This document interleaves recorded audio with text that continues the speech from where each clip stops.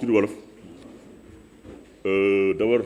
il faut nga baal ma Ibrahima Ndiaye naa dellu sa wax ngeen baal ma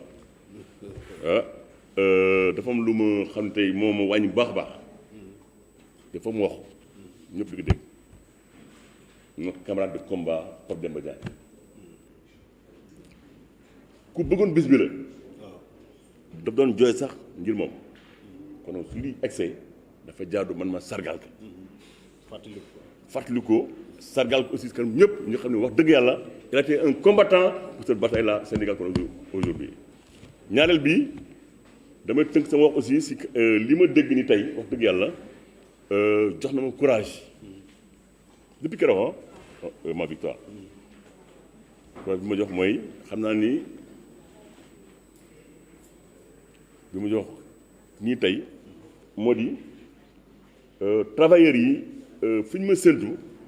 dama ñaan yàlla sama borom yan bi mu yomb ma te yomb na sax ndax ku ma xam wax dëgg yàlla xam ni liggéey naa lu bare te yàlla tax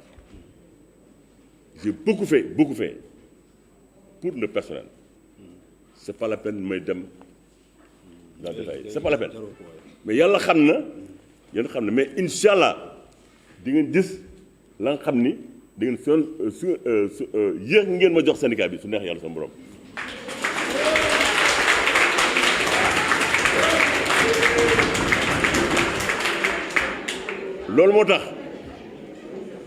loolu moo tax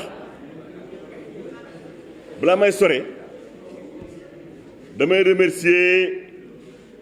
madame la secrétaire générale de l'Assemblée Joséphine Diallo.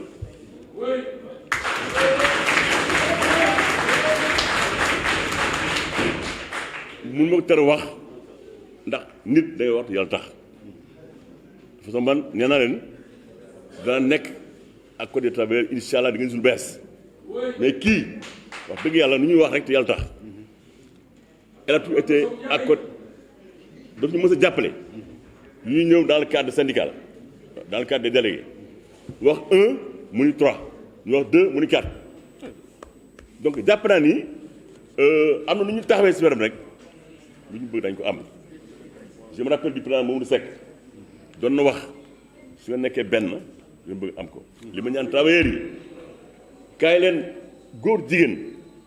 amatul opposition rien tout ñu nekk benn si kanamam yaakaar naa ne dañu jàppale incha allah. et fu may tënkee rek si wax fu may terminer mooy doon naa wax syndicat participatif de développement de créativité 2009 loolu sama programme bi ma ne sama gars yi sant naa yàlla tey ba nga xam ne loolu ça s'est traduit en réalité moom la sama camarade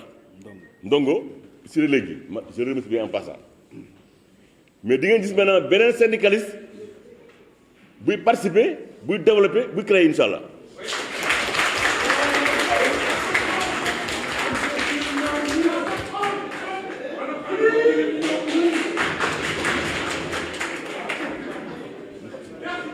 jàmbur travailleurs yi jàmbur liggéeykat yi xam naa lépp dégg naa lépp dérèglement conseil yu doyen Lamine Diouf mais xalaat naa ni man dara réeru ma xam naa yëpp te incha allah benn par benn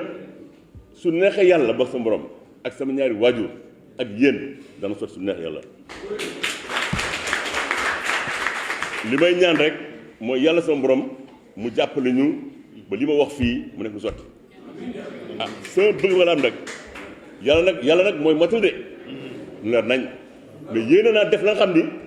sama doyen lu mu def sama copain def lu ko raw mais si kaw ñëpp jàpp si ñu nekk benn ànd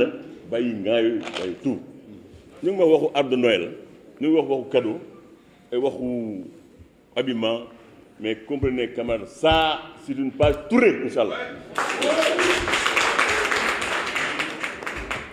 on fera l'arbre de Noël à temps vous recevez les cadeaux à temps inchallah habillement yi li ngeen si wax yëpp dégg naa ko mais li ngeen si jàmbat yëpp inchallah dana saafara ko su neex yàlla sa borom mais li may gën a insister mooy lu mu tax nelaw fu mu nekk nii mooy nu may fexe ba régler la nga xam ne moom mooy problème travailleur dans le fond mooy kër yi. kër yi waaw kër yi wax dëgg yàlla def na ma lu gis ci man mais dinaa ci liggéey ak sama équipe ak autorité Assemblée nationale parce que les maisons c'est vrai que coopérative ñoo ngi ci liggéey mais suñu bëgg mu nekk une volonté politique il faut que les syndicats le syndicat les deux personnes en font leur propre affaire. suñu ko porté ça va être une volonté politique et ce sera des maisons clés en main. J'avais dit Siré Amoul Cissé Dia maintenant je dis Cissé Moustapha Niasse incha allah te waxoon nañu ko aussi wax dëgg yàlla en audience on a vu en audience jàpp naa ni loolu dañ ko def du ma sori nag ndax yaakaar naa ni jëf moo ëpp solo. waaw surtout que mi ngi bëgg a naaj mi ngi bëgg a naaj incha ñaanal leen ma kan sama borom am naa yéen bu baax ci personnel bi ngeen ñaanal ma li ma bëgg wax fii yëpp mu nekk lu sotti mais balaa may tëj je rends un hommage mérité à mon camarade di sama secrétaire général Mohamed Demba Ndongo. Je vous demande de l'applaudir tous ngeen tàcc ko.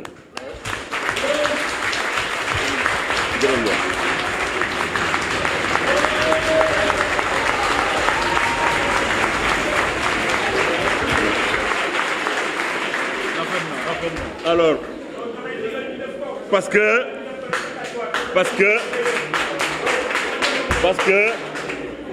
que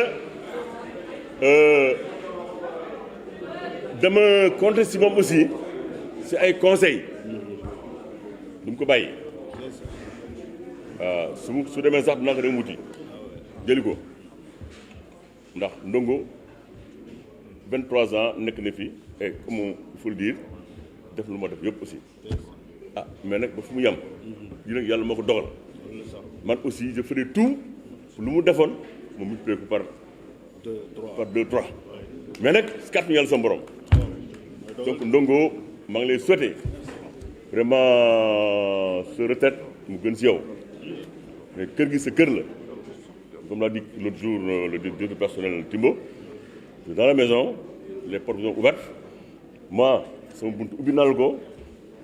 ñaan yàlla nga jàppale ñëpp jàppale ñu pour ñu réussir tous les travailleurs je vous remercie camarade merci.